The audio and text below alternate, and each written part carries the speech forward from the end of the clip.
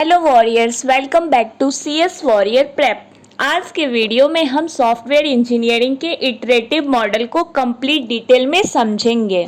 Iterative model में software को एक ही बार में डेवलप नहीं किया जाता। इसके बजाय सॉफ्टवेयर को छोटे छोटे पार्ट्स या इटरेशन में बनाया जाता है। हर इटरेशन के बाद उसकी टेस्टिंग और रिव्यू किया जाता है। अगर कोई प्रॉब्लम मिलती है तो उसको नेक्स्ट इटरेशन में इम्प्रूव किया जाता है। इस प्रोसेस से सॉफ्टवेयर की क्वालिटी ग्रेजुअली इम्प्रूव होती है।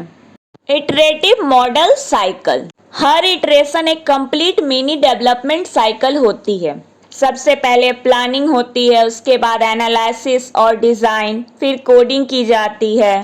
कोडिंग के बाद टेस्टिंग होती है, टेस्टिंग के बाद कस्टमर से फीडबैक लिया जाता है और फाइनली इम्प्रूव्ड वर्जन डेवलप करके नेक्स्ट इटरेशन स्टार्ट की जाती है। Characteristics of iterative model. Iterative model की पहली कैरेक्टरिस्टिक्स है फेज डेवलपमेंट। इसमें सॉफ्टवेयर को एक साथ नहीं बल्कि पार्ट्स में डेवलप किया जाता है। दूसरी कैरेक्टरिस्टिक है कस्टमर फीडबैक। हर इटरेशन के बाद कस्टमर फीडबैक दिया जाता है जिससे नेक्स्ट वर्जन और बेटर बन सके। तीसरी कैरेक्टरिस्टिक है रिड्यूस्ड रिस्क, क्योंकि एरर्स और इशू शुरू में ही आइडेंटिफाई हो जाते हैं। Phase 1 requirements gathering. Requirements gathering phase में कस्टमर से बेसिक रिक्वायरमेंट्स कलेक्ट की जाती हैं।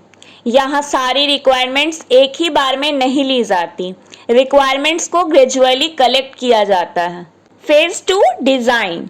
डिज़ाइन फेज में कलेक्टेड रिक्वायरमेंट्स के अकॉर्डिंग सॉफ्टवेयर का डिज़ाइन बनाया जाता है।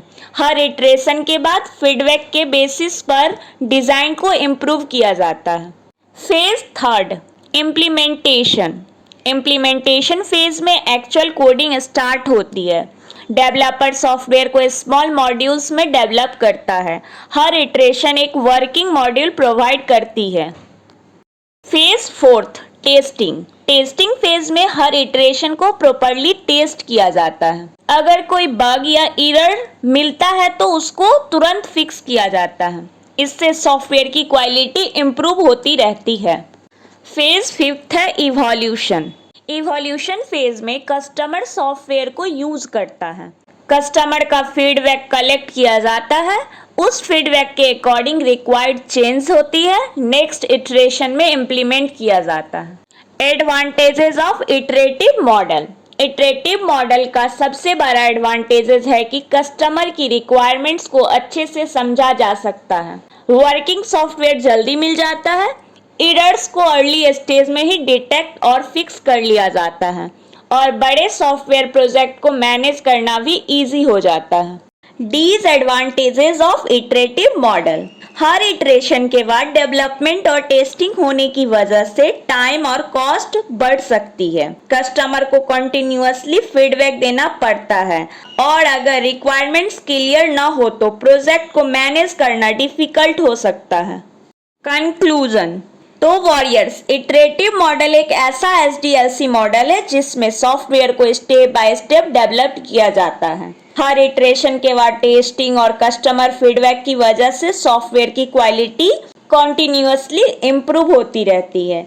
इसी वजह से ये मॉडल लार्ज और चेंजिंग रिक्वायरमेंट वाला प्रोजेक्ट के लिए काफ़ी यूजफुल माना जाता है। अगर आपको इटरेटिव मॉडल का ये एक्सप्लेनेशन पसंद आया हो तो वीडियो को लाइक, शेयर और सब्सक्राइब जरूर करें और बेल आइकन को प्रेस करना बिल्कुल मत भूलिए ताकि कंप्यूटर साइंस के सभी इम्पोर्टेंट टॉपिक वीडियो सबसे पहले आप तक पहुंच सके। Thank you for watching. See you in next video.